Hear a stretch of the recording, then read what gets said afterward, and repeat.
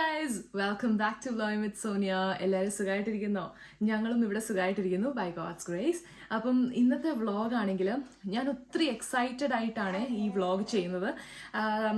എന്താ പറയുക, 2 ദിവസം മുന്നേ മിനിഞ്ഞാന്ന് തുടങ്ങി ഞാനൊരു സാധനം വരാൻ വേണ്ടിയിട്ട് ഇങ്ങനെ വെയിറ്റ് ചെയ്യുമായിരുന്നു. ആൻഡ് ഇന്ന് അത് ഡെലിവേർഡ് ആവുന്ന ഇന്നലെ ഇമെയിൽ നോട്ടിഫിക്കേഷൻ വന്നിട്ടുണ്ടായിരുന്നു. ഇന്ന് രാവിലെ തുടങ്ങി ഞാൻ ഇങ്ങനെ ട്രാക്ക് ചെയ്തുകൊണ്ടിരിക്കും, ഇത് എപ്പോഴാണ് വരുന്നുണ്ടോ, വന്നോ and finally it arrived. So കണ്ടില്ലേ, ഞാൻ പൊട്ടിച്ചിട്ട് കൂടിയില്ല. പൊട്ടിക്കാത്തതിൻ്റെ റീസൺ എനിക്ക് അതുപോലെ എക്സൈറ്റ്മെന്റ് ഉണ്ട്, പക്ഷെ ഞാൻ വിചാരിച്ചു എന്നാൽ പിന്നെ അത് വീഡിയോയിൽ തന്നെ പൊട്ടിച്ചു നോക്കാമെന്ന്. അപ്പം ഇതെന്താണെന്നല്ലേ നിങ്ങൾക്ക് ഇനി അറിയേണ്ടത്. UK ഞാൻ വന്നിട്ട് 5 years കംപ്ലീറ്റ് ആയി. ആൻഡ് ദെയർഫോർ എനിക്ക് പെർമനന്റ് റെസിഡൻസും കിട്ടി. അപ്പം PR കിട്ടുന്നതെന്ന് പറഞ്ഞാൽ നമുക്കറിയാലോ, നമ്മളെല്ലാവർക്കും ഭയങ്കര ഒരു ആഗ്രഹം അല്ലേ. UK നമ്മൾ വരുമ്പോൾ അല്ലെങ്കിൽ നമ്മൾ ഇങ്ങനത്തെ രാജ്യങ്ങളിൽ പോകുമ്പോഴത്തേക്കും നമ്മൾ ഏറ്റവും കൂടുതൽ മനസ്സിൽ കാണുന്ന ഒരു ഗോൾ എന്ന് പറഞ്ഞാൽ അവിടുത്തെ PR അല്ലെങ്കിൽ സിറ്റിസൺഷിപ്പ് കിട്ടണം എന്നൊക്കെയാണ്.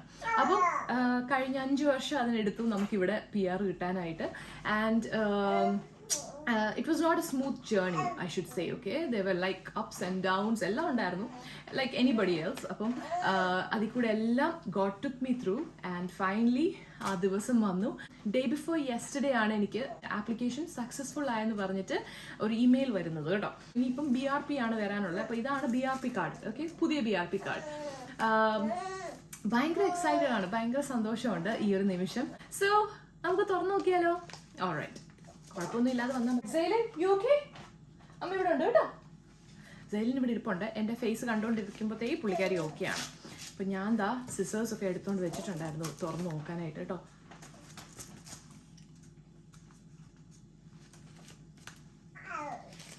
ഇങ്ങനെ തുറക്കാം, ഇതാകുമ്പോൾ സേഫ്.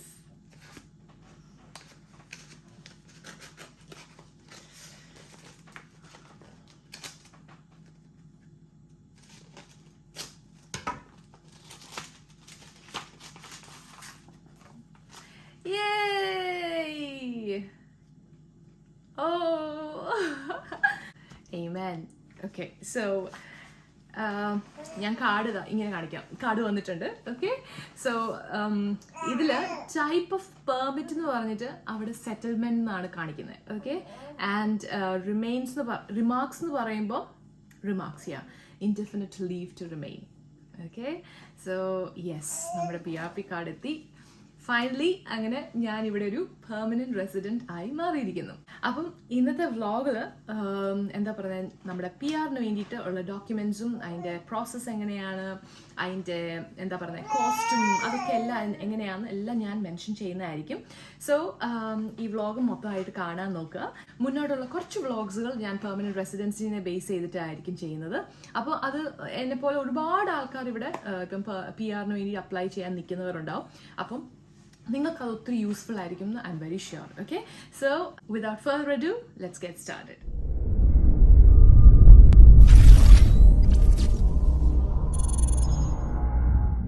നമുക്കറിയാം, നമ്മൾ ഇൻഡെഫിനിറ്റ് ലീവ് ടു റിമെയിൻ അല്ലെങ്കിൽ പെർമനന്റ് റെസിഡൻസി, ഇനി അതല്ല സെറ്റിൽമെൻറ്റ് എന്ന് പറഞ്ഞിട്ടുള്ളൊരു സംഭവത്തിന് നമ്മൾ അപ്ലൈ ചെയ്യണമെങ്കിൽ we definitely need to meet certain criterias. അപ്പോൾ നമുക്ക് നോക്കാം, what are the ILR requirements. If you are on a tier 2 visa or a skilled worker visa, then you have to complete 5 years in the UK. ഇനി ഇത് differ ചെയ്തുകൊണ്ടിരിക്കും നമ്മൾ ഏത് വിസയിലാണെന്നൊക്കെ. അപ്പം നമ്മുടെ വിസ, നമ്മളിപ്പോൾ ഏത് വിസയിലാണ് നിൽക്കുന്നത് നമുക്കറിയാമല്ലോ. അപ്പോൾ അത് ഈ gov.ukയുടെ വെബ്സൈറ്റിൽ കയറി കഴിഞ്ഞാൽ നമുക്ക് ഡിഫറെൻറ്റ് ടൈപ്സ് ഓഫ് വിസയ്ക്ക് ചെറിയ രീതിയിൽ അവിടെ ഇവിടെയൊക്കെ ആയിട്ടും വ്യത്യാസങ്ങളുണ്ട് കേട്ടോ. അപ്പം നമ്മളത് ഒന്ന് പോയി സെർച്ച് ചെയ്ത് അതിൻ്റെ കാര്യങ്ങൾ കണ്ട് മനസ്സിലാക്കിയിട്ട് വേണം ആപ്ലിക്കേഷന് മുന്നോട്ട് പോകാൻ. അതൊന്ന്. സെക്കൻഡ് തിങ് എന്താണെന്ന് ചോദിച്ചാൽ നമ്മൾ ഈ പറയുന്ന life in the UK test പാസ്സാവണം. ഇപ്പോൾ life in the UK test നമുക്കറിയാം. ഇപ്പോൾ ഞാൻ പ്രീവിയസ്ലി ചെയ്ത video life in the UK ടെസ്റ്റിനെ ബേസ് ചെയ്തിട്ടായിരുന്നു. അപ്പോൾ ആ വീഡിയോ നിങ്ങൾ കണ്ടിട്ടില്ലെങ്കിൽ നിങ്ങൾ ആ വീഡിയോ ഒന്ന് കാണുക.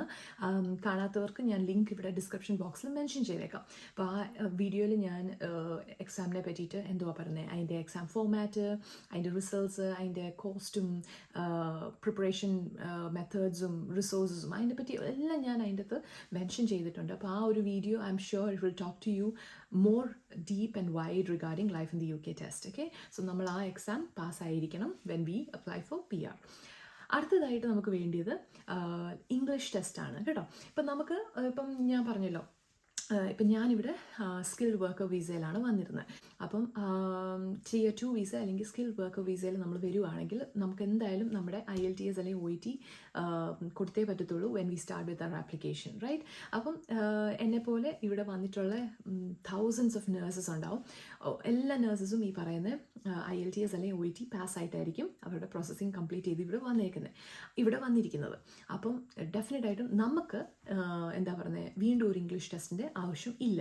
അതേസമയത്ത് നമ്മുടെ ഡിപ്പെൻഡൻസ് ഉണ്ടല്ലോ, അവർ 5 years കംപ്ലീറ്റ് ചെയ്തില്ലേ, ആ സമയത്ത് they become eligible for permanent residence അല്ലേ. അപ്പം ഓർത്തോണം ഒരു കാര്യം, നമ്മൾ പെർമനൻറ്റ് റെസിഡൻസ് ഒബ്റ്റെയിൻ ചെയ്തെന്ന് പറഞ്ഞാൽ നമ്മുടെ ഡിപ്പെൻഡൻസിന് ഒരിക്കലും എന്താ പറയുന്നത് ആ സെയിം ടൈമിൽ പെർമനൻറ്റ് റെസിഡൻസി കിട്ടത്തില്ല കേട്ടോ. ഇൻഡിവിജ്വലായിട്ട് നമ്മൾ ഇവിടെ 5 വർഷം കംപ്ലീറ്റ് ചെയ്താൽ മാത്രമേ നമുക്ക് പെർമനൻറ്റ് റെസിഡൻസി കിട്ടത്തുള്ളൂ. പിന്നെ അപ്പോൾ നമ്മുടെ ഡിപ്പെൻഡൻസ് പെർമനൻറ്റ് റെസിഡൻസിക്ക് അപ്ലൈ ചെയ്യുന്ന സമയത്ത് they will have to give in a English test. അപ്പോൾ അവരെന്ത് ഇംഗ്ലീഷ് ടെസ്റ്റ് എഴുതണം എന്ന് ചോദിച്ചാൽ ഇംഗ്ലീഷ് B1 ലെവൽ എന്ന് പറഞ്ഞിട്ടുള്ളൊരു എക്സാം ഉണ്ട്. വളരെ സിമ്പിളാണ്. I mean it's A very what you say basic level English ടെസ്റ്റാണ്. അതുകൊണ്ട് തന്നെ ഒരുപാട് പേര് ഈസി ആയിട്ട് പാസ്സായി പോകുന്ന ഒരു എക്സാമാണ് കേട്ടോ. അതാണ് അടുത്ത റിക്വയർമെൻറ്റ്. ഇനി ഇതെല്ലാം കൂടാതെ വേറൊരു കാര്യം എന്താണെന്ന് ചോദിച്ചാൽ നമുക്ക് ഫിനാൻഷ്യൽ റിക്വയർമെൻറ്റ്സും കൂടി മീറ്റ് ചെയ്യേണ്ടതായിട്ടുണ്ട്. അപ്പം നമ്മൾ gov.uk വെബ്സൈറ്റിൽ കയറി കഴിഞ്ഞാൽ നമുക്ക് ഓരോ വിസയുടെയും അണ്ടറിൽ അവർ ഡിഫറെൻറ്റ് ടൈപ്സ് ഓഫ് റിക്വയർമെൻറ്റ്സ് ആയിരിക്കും. ഡിഫറെൻ്റ് അല്ല, ചെറിയ രീതിയിൽ വ്യത്യാസങ്ങൾ അവിടെ ഇവിടെയൊക്കെ ആയിട്ട് വരുത്തിയിട്ടുണ്ടാവും. അപ്പം റിക്വയർമെൻറ്റ് വൈസ് നമുക്ക് സ്കിൽ വർക്കർ വിസയിൽ നിൽക്കുന്ന ഒരാൾ ഇത്രയും എന്താ പറയുന്നത് ആനുവലി ഏൺ ചെയ്യുന്ന ഒരാളായിരിക്കണം, എന്നാൽ മാത്രമേ അവർക്ക് PR-ന് എലിജിബിൾ ആവത്തുള്ളൂ. അപ്പോൾ അങ്ങനെയൊക്കെ കുറച്ച് കാര്യങ്ങളുണ്ട് കേട്ടോ. ഇതിപ്പോൾ നിങ്ങൾ gov.uk പോയി സെർച്ച് ചെയ്ത് മനസ്സിലാക്കി എടുക്കുക. ഓക്കെ, അപ്പോൾ financial requirements is also very important. ഇനി ഇതെല്ലാം കഴിഞ്ഞു, last and final thing is നമ്മുടെ ക്രിമിനൽ റെക്കോർഡ്സ്. ഓക്കെ, അപ്പം നമുക്ക് ദാറ്റ് ഇസ് നമ്മുടെ ഇവിടെ UK നിൽക്കുന്ന സമയത്ത് 5 വർഷ സമയത്ത് നമുക്ക് ഒരു ക്രിമിനൽ റെക്കോർഡ്സും ഉണ്ടാവാൻ പാടില്ല. എല്ലാം ക്ലീൻ ആൻഡ് നീറ്റ് ക്യാരക്ടർ ആയിരിക്കണം. അപ്പം ഇതും വളരെ ശ്രദ്ധിക്കേണ്ട ഒരു കാര്യമാണ്. അപ്പോൾ ഇത്രയൊക്കെയാണ് ILRയുടെ റിക്വയർമെൻറ്റ്സ്. അപ്പോൾ ഞാൻ പറഞ്ഞല്ലോ 5 years കഴിയുമ്പോൾ നമുക്ക് PR-ന് അപ്ലൈ ചെയ്യാം. പക്ഷെ നമുക്ക് ആപ്ലിക്കേഷൻ സബ്മിറ്റ് ചെയ്യേണ്ടത് ഇത്രയും ദിവസത്തിനുള്ളിലേ നമുക്ക് ചെയ്യാൻ പറ്റത്തുള്ളൂ. അപ്പം 5 years ഓൾമോസ്റ്റ് ആയി കഴിയുമ്പോഴത്തേക്ക് നമുക്ക് 28 days ബിഫോർ നമ്മുടെ ആപ്ലിക്കേഷൻ സബ്മിറ്റ് ചെയ്യാൻ പറ്റും. അപ്പോൾ ഇത് നമുക്ക് ആയോ ഇല്ലയോ എന്നൊക്കെ അറിയണമെങ്കിൽ we can use ILR calculator. അതാണ് നിങ്ങളിനി അടുത്തത് കാണാൻ പോകുന്നത് കേട്ടോ. അപ്പം നമ്മൾ ഗൂഗിളിൽ കയറി ILR കാൽക്കുലേറ്റർ നടിക്കുമ്പോൾ ഈ പറയുന്ന immigration.story.uk എന്ന് പറഞ്ഞ വെബ്സൈറ്റിൽ നമുക്ക് കാൽക്കുലേറ്റർ അവൈലബിൾ ആണ്. അപ്പം ഏറ്റവും ബോട്ടത്തിലേക്ക് വരുമ്പോൾ നമുക്ക് കാൽക്കുലേറ്റർ ക്വസ്റ്റിനെയർ എന്ന് പറഞ്ഞ് കാണും. അപ്പോൾ ഈ ഒരു കാൽക്കുലേറ്ററിൽ ഒരു 2-3 ക്വസ്റ്റ്യൻസ് അവിടെ ചോദിച്ചിട്ടുണ്ട്. ഇത് നമ്മൾ ആൻസർ ചെയ്ത് കഴിയുമ്പോഴാണ് നമ്മുടെ എലിജിബിലിറ്റി അവർ ഉണ്ടോ ഇല്ലയോ എന്ന് പറയുന്നത്. ആദ്യത്തെ question, what is the length of the continuous period of residence required for the ILR route you are applying for. അപ്പോൾ ഞാനിവിടെ 5 years ആണ് സെലക്ട് ചെയ്തേക്കുന്നത്. ഓക്കെ, പിന്നെ when was the start date of your first relevant visa that goes towards the continuous period for this ILR application. അപ്പം ഈ സമയത്ത് നമ്മൾ മനസ്സിലാക്കേണ്ട ഒരു കാര്യം, നമ്മുടെ ആദ്യത്തെ വിസ, ഓക്കെ, ഫസ്റ്റ് വിസ നമുക്ക് പാസ്പോർട്ടിൽ സ്റ്റാമ്പ് ചെയ്ത് കിട്ടത്തില്ലേ, ആ വിസയിൽ valid from and to date കൊടുത്തിട്ടുണ്ട്. അപ്പോൾ ഫ്രം ഡേറ്റ് ആണ് നമ്മളിവിടെ ഫിൽ ഇൻ ചെയ്യേണ്ടത്. ഓക്കെ, അത് 1 month വിസ ആയിരിക്കും നമുക്ക് സ്റ്റാമ്പ് ചെയ്തിട്ടുള്ളത്. ആ ഫ്രം ഡേറ്റ് ആണ്, ആ ഫസ്റ്റ് ഫ്രം ഡേറ്റ് ആണ് നമ്മൾ ഇവിടെ ഫിൽ ഇൻ ചെയ്യേണ്ടത്. ഓക്കെ, അതിന് ശേഷം വരുന്ന ക്വസ്റ്റ്യൻ ആണ്, for the above visa, when was the earliest date that you were physically in the UK, for instance, as indicated by the stamp on your passport? ഈ date നമ്മൾ ആ വിസയിൽ ആദ്യമായി UK വന്ന് കയറിയ ദിവസം. അപ്പോൾ ആ വിസയിൽ തന്നെ നമ്മുടെ സ്റ്റാമ്പ് ചെയ്തിട്ടുണ്ടാവും നമ്മൾ എൻറ്റർ ചെയ്ത ഡേറ്റ്. ആ ഡേറ്റാണ് ഇവിടെ നമ്മൾ ഫിൽ ഇൻ ചെയ്യേണ്ടത്. ഓക്കെ, അപ്പോൾ എൻ്റെ കേസിൽ നോക്കുവാണെങ്കിൽ 2019 ഞാൻ UK വരുന്നത്. October 1st തൊട്ട് ആ ഫുൾ മന്ത് എനിക്ക് വിസ വാലിഡ് ആയിരുന്നു. ഞാൻ ഫിസിക്കലി ഇവിടെ എൻറ്റർ ചെയ്തത് 24th of October ആണ്. ഓക്കെ, അപ്പോൾ ഈ ഡേറ്റ്സ് ആണ് ഞാനിവിടെ ഫിൽ ഇൻ ചെയ്തിരിക്കുന്നത്. ഇനി ലാസ്റ്റ് ക്വസ്റ്റ്യൻ ചോദിച്ചേക്കുന്നത്, when is the expiry date of your current visa. അപ്പോൾ കറൻറ്റ് വിസ നമുക്കറിയാം നമ്മുടെ കയ്യിലുള്ള ഇപ്പോഴത്തെ പ്രസൻറ്റ് BRP കാർഡിൽ, that is biometric residence permit എന്ന് പറഞ്ഞിട്ടുള്ള കാർഡിൽ വാലിഡ് അൺടിൽ എന്ന് പറഞ്ഞിട്ടുള്ള ഡേറ്റ് കൊടുത്തിട്ടുണ്ടാവും. ആ ഡേറ്റാണ് നമ്മളവിടെ ഫിൽ ഇൻ ചെയ്യേണ്ടത്. ഓക്കെ, അപ്പം ആ ഡേറ്റ് എന്ന് പറയുമ്പം എനിക്ക് വരുന്നത് ഒക്ടോബർ ആദ്യത്തെ വീക്കിലായിരുന്നു. അപ്പോൾ ആ ഡേറ്റ് ഞാനിവിടെ ഫിൽ ഇൻ ചെയ്തിട്ട് and then you just submit your application. Okay, അപ്പം നമ്മൾ സബ്മിറ്റ് ചെയ്ത് കഴിയുമ്പോൾ നമുക്ക് താഴോട്ട് റിസൾട്ട്സ് എന്ന് പറഞ്ഞ് വരും. എന്നിട്ട് നമ്മളത് വായിച്ച് നോക്കുമ്പോൾ നമുക്കറിയാൻ പറ്റും നമ്മൾ എലിജിബിൾ ആണോ അല്ലയോ എന്ന്. ഇവിടെ റിസൾട്ട്സ് കൊടുത്തിട്ടുണ്ട്. അപ്പോൾ നമ്മുടെ ഡീറ്റെയിൽസ്, നമ്മൾ കൊടുത്തിരിക്കുന്ന ഡീറ്റെയിൽസിനനുസരിച്ച് കാര്യങ്ങൾ അവിടെ അവർ ഡീറ്റെയിൽ ആയിട്ട് എക്സ്പ്ലെയിൻ ചെയ്ത് പറഞ്ഞിട്ടുണ്ടാകും. ഓക്കെ, മൂന്നാമത്തെ പോയിന്റ് കണ്ടോ, ഇവിടെ ക്ലിയർ ആയിട്ട് അവർ പറയുന്നുണ്ട്, the end date of your qualifying period for this ILR application is 30th of September 2024. And അത് കൂടാതെ തന്നെ your earliest ILR application date is on 2/9/2024. അപ്പം 2/9/2024 എന്ന് പറയുമ്പം ആ ഡേറ്റ് കാൽക്കുലേറ്റ് ചെയ്തേക്കുന്നത് എങ്ങനെയാണ് എന്ന് ചോദിച്ചാൽ, നമ്മുടെ ആദ്യത്തെ വിസയുണ്ടല്ലോ, ആ 1 month വിസയുടെ വാലിഡ് ഫ്രം ഡേറ്റ് ഉണ്ടല്ലോ, ആ ഡേറ്റിൽ നിന്ന് 28 days ബാക്കാണ് അവർ ഈ ഒരു ഡേറ്റ് കാൽക്കുലേറ്റ് ചെയ്ത് നമ്മളോട് പറയുന്നത്. ഓക്കെ, അപ്പോൾ ആ ദിവസം തൊട്ട് 2nd of September തൊട്ട് എനിക്ക് എപ്പം വേണേലും ILRൻ്റെ ആപ്ലിക്കേഷൻ സബ്മിറ്റ് ചെയ്യാൻ പറ്റും. And before 30th of September, അതാണ് ബിഫോർ ഡേറ്റ്. ഓക്കെ, അടുത്തതായി നമുക്ക് നോക്കാം ILRൻ്റെ കോസ്റ്റ് ആൻഡ് ടൈമിംഗ്. ഓക്കെ, അപ്പോൾ നമുക്ക് എല്ലാവർക്കും അറിയേണ്ട ഒരു കാര്യമാണ് എത്രയായിരിക്കും ILRൻ്റെ കോസ്റ്റും പിന്നെ എത്ര സമയം പിടിക്കും നമുക്ക് PR കിട്ടാനായിട്ട്. അപ്പോൾ നമുക്കത് നോക്കാം. നമുക്കിവിടെ PR ഒബ്റ്റെയിൻ ചെയ്യണമെങ്കിൽ നല്ലപോലെ എക്സ്പെൻസീവ് ആണെന്ന് തന്നെ ഞാൻ പറയത്തുള്ളൂ. കാരണം ഞാൻ പറയാം എനിക്ക് എത്രയായെന്ന് കേട്ടോ. അപ്പോൾ ആദ്യമേ തന്നെ gov.ukയുടെ വെബ്സൈറ്റിൽ കയറി കഴിഞ്ഞാൽ അവർ നമ്മളോട് പറയുന്നുണ്ട് വിസയുടെ ഒഫീഷ്യൽ ചാർജ് എന്ന് പറയുന്നത് 2,885 pounds ആണ് പെർ കാൻഡിഡേറ്റ്. ഓക്കെ, അപ്പോൾ ഇപ്പം ഞാനും എൻ്റെ ഹസ്ബൻഡും അപ്ലൈ ചെയ്യുവാണെങ്കിൽ 2,885 into 2 ചെയ്യേണ്ടി വരും. ഓക്കെ, ഇതാണ് നോർമൽ ചാർജ്. ഈ ഒരു നോർമൽ ചാർജ് വെച്ചിട്ട് നമ്മൾ ആപ്ലിക്കേഷൻ സബ്മിറ്റ് ചെയ്യുവാണെങ്കിൽ നമ്മുടെ ഡിസിഷൻ വരാൻ, ദാറ്റ് ഈസ് നമ്മുടെ PRൻ്റെ ഡിസിഷൻ വരാനായിട്ട് it will take up to 6 months. Okay, അതുകൊണ്ട് തന്നെ നമുക്ക് വേറെ കുറച്ച് ഓപ്ഷൻസും കൂടിയുണ്ട്. വേറെ 2 ഓപ്ഷൻസും കൂടെ അവർ അവെയിൽ ചെയ്തിട്ടുണ്ട്. എന്തൊക്കെയാണെന്ന് ചോദിച്ചാൽ, ആദ്യം നമുക്കൊരു പ്രയോറിറ്റി സർവീസും ഉണ്ട്, നമുക്കൊരു സൂപ്പർ പ്രയോറിറ്റി സർവീസും ഉണ്ട്. നമുക്ക് പേര് കേൾക്കുമ്പോൾ തന്നെ അറിയാം ഇറ്റ് ഈസ് പ്രയോറിറ്റി സർവീസ് അല്ലെങ്കിൽ ഫാസ്റ്റ് ട്രാക്ക് മെത്തേഡ്സ് ആണ്. അപ്പം പ്രയോറിറ്റി സർവീസ് എന്ന് പറയുമ്പം നമ്മുടെ ഈ ഒരു ചാർജ് ഉണ്ടല്ലോ, ദാറ്റ് ഈസ് 2,885 എന്ന് പറഞ്ഞിട്ടുള്ള ഈ ചാർജിൻ്റെ കൂടെ തന്നെ നമ്മൾ 500 pound എക്സ്ട്രാ അടയ്ക്കണം. 3,385 pounds ആവും ഒരാൾക്ക്. ഓക്കെ, ഈ പ്രയോറിറ്റി സർവീസ് നമ്മൾ ചെയ്യുവാണെങ്കിൽ നമ്മുടെ decision comes within 5 working days. ഞാനാണെങ്കിൽ പ്രയോറിറ്റി സർവീസാണ് ഓപ്റ്റ് ചെയ്തത്. കാരണം നമുക്കറിയാം 6 months വരെയൊക്കെ നമുക്ക് വെയിറ്റ് ചെയ്യാന്ന് പറഞ്ഞാൽ it's not an easy thing. And then നമുക്കൊന്ന് യാത്ര ചെയ്യാനോ ഒന്നും പറ്റത്തില്ല. അതുകൊണ്ട് തന്നെ നമ്മൾ പ്രയോറിറ്റി സർവീസ് ചൂസ് ചെയ്തു. ഇനി അതല്ലാതെ നമുക്ക് സൂപ്പർ പ്രയോറിറ്റി സർവീസും ഉണ്ട്. ഓക്കെ, ഇപ്പോൾ സൂപ്പർ പ്രയോറിറ്റി സർവീസ് എത്രയാണെന്ന് ചോദിച്ചാൽ നമ്മൾ ഈ പറയുന്ന 2,885 pounds plus another 1,000 pounds. Okay, അപ്പം 1,000 pounds കൂടെ നമ്മൾ എക്സ്ട്രാ അടയ്ക്കുമ്പോൾ നമ്മൾ സൂപ്പർ പ്രയോറിറ്റി സർവീസിൽ എന്താ പറയുക ആപ്ലിക്കേഷൻ പോകും. അതുകൊണ്ട് തന്നെ നമ്മുടെ decision will come back to us within അല്ല by the end of 2nd working day after you have applied for the visa. Okay, അപ്പോൾ ആപ്ലിക്കേഷൻ നിങ്ങൾ ഇന്ന് പോയി സബ്മിറ്റ് ചെയ്തു, ഇന്ന് തൊട്ട് first day, okay, 1 day, 2nd day, that is നാളെ ഈവനിങ്ങോടെ നിങ്ങളുടെ ഡിസിഷൻ വരികയും ചെയ്യും. അതാണ് സൂപ്പർ പ്രയോറിറ്റി സർവീസ്. ഇതാണ് വിസയുടെ ചാർജ്. ഇനി ഇത് കൂടാതെ നമുക്ക് ഈ ഒരു PRൻ്റെ ആപ്ലിക്കേഷൻ്റെ സമയത്ത് നമുക്ക് ബയോമെട്രിക്സ് മീറ്റ് ചെയ്യാനുണ്ട്. ബയോമെട്രിക്സിന് നമ്മൾ എക്സ്ട്രാ മണി അവിടെ പേ ചെയ്യണം. ദാറ്റ് ഈസ് അറൗണ്ട് 150 pounds ആവും നമുക്ക് ബയോമെട്രിക്സ് എടുക്കാനായിട്ട്. അപ്പോൾ ബയോമെട്രിക്സിൻ്റെ അപ്പോയിൻമെൻറ്റ് നമ്മൾ പോവുകയാണെങ്കിൽ നമ്മുടെ ഫോട്ടോഗ്രാഫ് എടുക്കും, സിഗ്നേച്ചർ, ഫിംഗർ പ്രിൻറ്റ്സ്, അങ്ങനത്തെ ആ കാര്യങ്ങളൊക്കെ. ഇത് വലിയ സമയമൊന്നും എടുക്കത്തില്ല, ഒരു 1/2 an hour 40 minutes കാര്യമേ ഉള്ളൂ. പക്ഷേ ആ ഒരു അപ്പോയിൻമെൻറ്റ് കിട്ടണമെങ്കിൽ നമുക്ക് 150 pound കൊടുക്കേണ്ടി വരും. ഇനി അതല്ല നമ്മൾ കുറച്ച് നാൾ വെയിറ്റ് ചെയ്യാൻ റെഡി ആണെങ്കിൽ ഒരു 4 weeks 5 weeks കഴിഞ്ഞിട്ടുള്ള സമയത്ത് നമുക്കൊരു അപ്പോയിൻമെൻറ്റ് അവരിങ്ങനെ ഓപ്പൺ, ചില അപ്പോയിൻമെൻറ്റ്സ് അവർ ഓപ്പൺ ആക്കിയിട്ടുണ്ട്.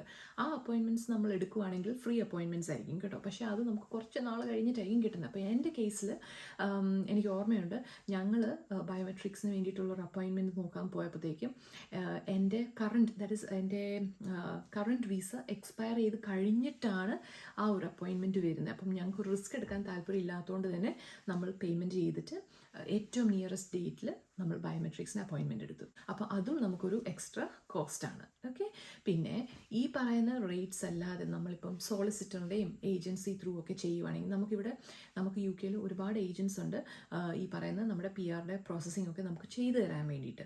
അപ്പം നമ്മൾ അങ്ങനെ ചെയ്യുവാണെങ്കിൽ നമുക്ക് എക്സ്ട്രാ അവരുടെ ഫീസും കൂടി വരുവാണ്. നമ്മൾ ILR ആപ്ലിക്കേഷൻ, ദാറ്റ് ഈസ് എൻ്റെ ILR ആപ്ലിക്കേഷൻ ഞാൻ ഒറ്റയ്ക്കാണ് ചെയ്തത് കേട്ടോ. നമ്മൾ ഏജൻസിയുടെ ഒരു ഹെൽപ്പും എടുക്കാതെ നമ്മൾ സ്വയം ചെയ്യുമായിരുന്നു. അതുകൊണ്ട് നമ്മൾ അവിടെ ഒരു ചെറിയ എമൗണ്ട് സേവ് ചെയ്യാൻ പറ്റി. പക്ഷേ ഓൾ ടുഗെദർ നമുക്കറിയാം ഇപ്പം 3385 പ്ലസ് ബയോമെട്രിക്സിൻ്റെ £150 കൂടെ കൂടുമ്പോൾ this is the amount. Okay, and നമ്മൾ ഇന്ത്യൻ റുപ്പീസിൽ കൺവേർട്ട് ചെയ്ത് നോക്കുമ്പോൾ നമുക്കറിയാം അപ്രോക്സിമേറ്റ്ലി £4000 എന്ന് പറയുമ്പം it turns to be 4 lakh rupees. Okay, അപ്പം ഇതാണ് ഒരു ആളുടെ PR ചാർജ്. അപ്പം നമ്മൾ എത്ര മെമ്പേഴ്സാണോ PR അപ്ലൈ ചെയ്യുന്നത് അതുപോലെ ചാർജ് ഇപ്പോൾ കൂടിക്കൊണ്ടിരിക്കുകയാണ്. So I would say definitely PR is very expensive. പക്ഷേ നമ്മളിപ്പം എലിജിബിൾ ആയി കഴിയുമ്പം we definitely would go for it. Because നമുക്കറിയാം നമ്മൾ PR അപ്ലൈ ചെയ്ത് കഴിഞ്ഞാൽ, നമുക്ക് PR കിട്ടിക്കഴിഞ്ഞാൽ നമുക്ക് ഈ രാജ്യത്ത് ഒരുപാട് ബെനിഫിറ്റ്സ് ഉണ്ട്. അതൊക്കെ നമുക്ക് ആക്സസ് ചെയ്യാൻ പറ്റും.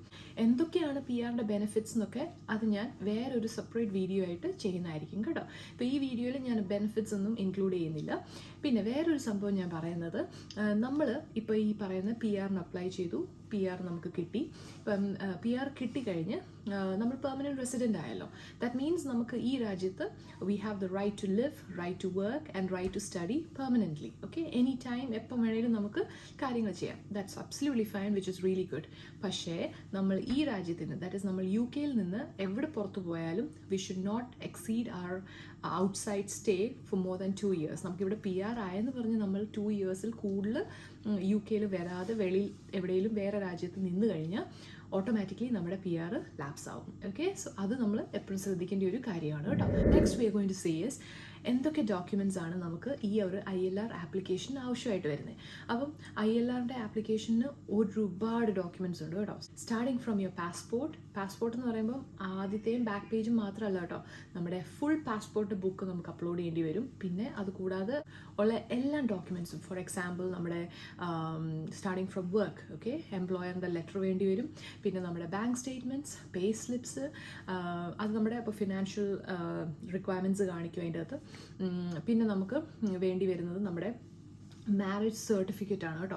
In case if you are applying with your spouse, like for example നമ്മൾ രണ്ടുപേരും, ഇപ്പം ഞാനും ജോബി ഒരുമിച്ച് രാജ്യത്ത് വന്നു and then after 5 years we both become eligible അല്ലേ. അപ്പോൾ ഇൻ ദാറ്റ് കേസ് നമ്മൾ രണ്ടും കൂടി അപ്ലൈ ചെയ്യുമ്പം നമ്മുടെ marriage certificate plays an important role. Okay, അത് കൂടാതെ നമ്മുടെ എന്താ പറയുന്നത് BRP കാർഡ്സ്. ഓക്കെ, ഇപ്പം നമുക്കറിയാം വിത്തിൻ 5 years ഓഫ് ടൈം നമുക്ക് 2 BRP കാർഡ്സ് കൈ വന്നു ചേരും. അപ്പോൾ ഈ 2 BRP കാർഡ്സും നമ്മൾ അപ്ലോഡ് ചെയ്യേണ്ടി വരും. പിന്നെ നമ്മുടെ എക്സിറ്റ് ആൻഡ് എൻട്രി, ഇതിനെ പറ്റിയിട്ടുള്ള എല്ലാ കാര്യങ്ങളും അവർ ചോദിക്കും. അപ്പം ഒറ്റയ്ക്ക് ചെയ്യാൻ പറ്റുമോ എന്നും നിങ്ങൾ ചിന്തിക്കുന്നുണ്ടാവും. ഡെഫിനറ്റായിട്ട് നമുക്ക് ഇതൊക്കെ ഒറ്റയ്ക്ക് ചെയ്യാവുന്ന കാര്യമേ ഉള്ളൂ. പക്ഷെ നമ്മൾ ചെയ്യുന്ന കാര്യങ്ങൾ ശ്രദ്ധയോടെ ചെയ്യണം എന്നേ ഉള്ളൂ. കാരണം അവിടെ ഇൻസ്ട്രക്ഷൻസും കാര്യങ്ങൾ എന്തൊക്കെയാണ് ചെയ്യേണ്ടതെന്നെല്ലാം എഴുതി വെച്ചിട്ടുണ്ട്. അപ്പോൾ നമ്മളത് ഫോളോ ചെയ്യുക. ആൻഡ് നമ്മൾ അപ്ലോഡ് ചെയ്യുന്ന ഡോക്യുമെൻറ്റ്സ് എല്ലാം ഏറ്റവും എന്താ പറയുന്നത് ഓതൻറ്റിക് ആയിട്ടുള്ള ഇൻഫർമേഷനും കറക്റ്റ് ആയിട്ടുള്ള ഡീറ്റെയിലും വിത്തൗട്ട് എനി എറേഴ്സ് നമ്മൾ അപ്ലോഡ് ചെയ്ത് കഴിഞ്ഞാൽ you can easily get through your application done. നമുക്കറിയാം ILR ഡോക്യുമെൻറ്റ്സ് എന്ന് പറയുമ്പോൾ ഒരുപാട് കാര്യങ്ങളുണ്ട്. ഒത്തിരി ഡീറ്റെയിൽ ആയിട്ട് അത് പറഞ്ഞു തരേണ്ടതായിട്ടുള്ളതുകൊണ്ട് തന്നെ ഞാനത് വേറൊരു വീഡിയോ ആയിട്ട് ചെയ്യുന്നതായിരിക്കും. ഇന്നത്തെ വീഡിയോയിൽ ഇത്രയൊക്കെയാണ് എനിക്ക് നിങ്ങളുമായിട്ട് ഷെയർ ചെയ്യാനായിട്ടുള്ളത്. PR ബേസ് ചെയ്തിട്ടുള്ള ബേസിക് ആയിട്ടുള്ള ഇൻഫർമേഷനാണ് ഞാൻ ഇവിടെ ഷെയർ ചെയ്തിരിക്കുന്നത്. ഞാൻ പറഞ്ഞല്ലോ, നമ്മൾ അടുത്ത വീഡിയോസ് 1-2 PR ബെനിഫിറ്റ്സും ഡോക്യുമെൻറ്റ്സും അങ്ങനത്തെ കുറച്ച് കാര്യങ്ങളൊക്കെ ഞാൻ കുറച്ചും കൂടെ ഡീറ്റെയിൽ ആയിട്ട് സംസാരിക്കുന്നതായിരിക്കും. അപ്പം പെട്ടെന്ന് തന്നെ അടുത്തൊരു വീഡിയോ ആയിട്ട് ഞാൻ വരുന്നതായിരിക്കും. Until then, take care, God bless and bye.